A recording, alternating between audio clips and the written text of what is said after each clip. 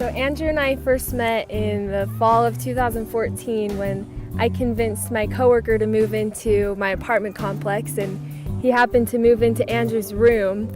And I was really excited about it because me and my roommate had been looking at all the guys downstairs thinking they were pretty cute. So we decided to stop by one night just to introduce ourselves. Yeah, and I remember it was we weren't really doing anything. We were just sitting there watching TV, all the guys in the apartment, and we weren't like the most outgoing guys, so we didn't go to like meet girls. So it was a big surprise for us to have girls just walk into our apartment. And I just remember from, when I first met Becca, I thought she was really pretty, really cute, and really fun, and made me want to get to know her a lot more. And so we started hanging out. They stayed that first night maybe 4 or 5 hours, and then every single night after that found a reason to come downstairs and hang out with us, and really there until probably 2, 3 in the morning every single night. And it really wasn't long after that that we started dating. I don't think it took us very long to realize what our feelings were for each other and where we wanted it to go. So yeah, we connected really quickly, and it turned out to be a really good thing.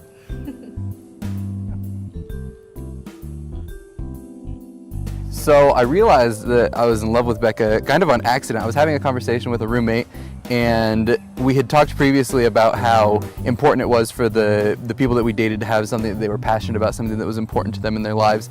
And he asked me, he said, well, if you're getting serious with Becca, what's she passionate about? What's important in her life? And it took me a second thinking about it, and I thought, what's important to her most is her family, her friends, the people in her life, and God. And to me, when I realized that that was the focus of her life, that she was just that selfless of a person, that I think that was when the switch kind of flipped in my head, that I was like, I don't just really like this girl, I really am in love with her, and I want to be with her. And I don't know if I can pinpoint a specific moment that I knew I was in love with him, but I think it also kind of took me by surprise. And it wasn't until I actually told him that I loved him that I really knew I loved him. And that came through a Christmas present, actually. I wrote him a list of all the things that I love about him, and it got pretty long, but I ended the letter by telling him that I loved him. So I said it first, but it was a relief because I had known for a while, so it was good to know that it was reciprocated. And by writing it down, I made him say it out loud first, so She tricked me. I tricked him.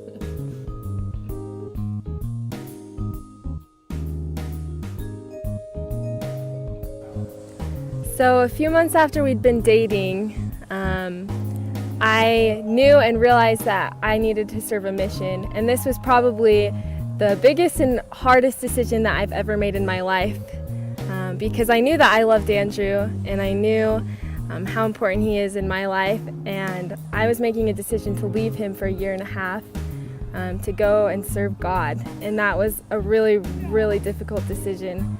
But as soon as I made it, and with the support of Andrew, I was able to leave and have an absolutely incredible experience. And while it was so hard to be away from him, I think that it really, really strengthened our relationship to be apart and to write letters to each other and to get to know each other on a deeper, more spiritual level. Yeah, absolutely. I think when she first told me that she wanted to serve a mission, and that's what she was planning on doing, I think I just kind of stopped talking to her for a few days and just avoided her because I was not very happy about that.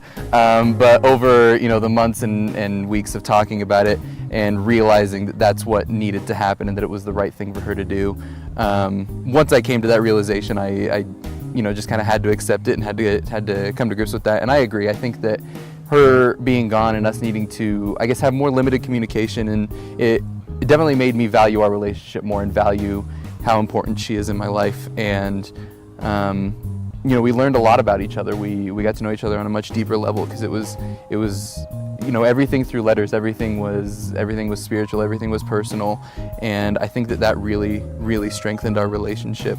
And the one thing that I was scared of is that when she was coming home, I was like, well, now we know each other over letters. What if she comes home and it's not there? What if something happened? But I remember she called me the night that she got home, and as soon as I heard her voice on the phone, I knew that everything was still there, that I was still absolutely in love with her, that I wanted to marry her. And then when I saw her the next day, just no doubt in my mind, every single question that I had was gone. I knew that it was the right thing to do, and that that we would get married because we were meant to be together. Absolutely. And I had a very, very similar experience coming home from my mission, being terrified again to come back to my life and come back to Andrew, and not sure exactly what the future was going to be like. But in that exact same phone call, it was just like coming home, because he is my home now.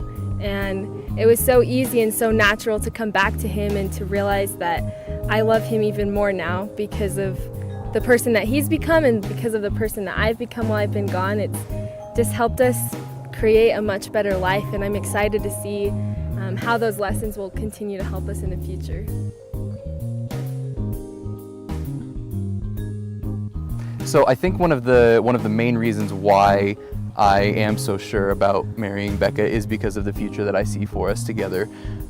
When I think about us, I don't just think about what is happening right now. I think about, years and decades down the road. I think about our children. I think about the life that we're going to lead. I think about the priorities that we're going to have. And I think that for both of us, it's so incredibly important to have a family and to be good parents, to raise our kids in the gospel and to teach them the correct things. And those are my goals, and those are the things that I promise to do moving forward, is to keep our home in that path and to raise our children in that path, to make sure that everything that we do is centered around that, or around keeping God at the center of our lives and keeping each other as the most important people in our lives. And I think that if we do that we can only expect the best in the future, no matter what comes.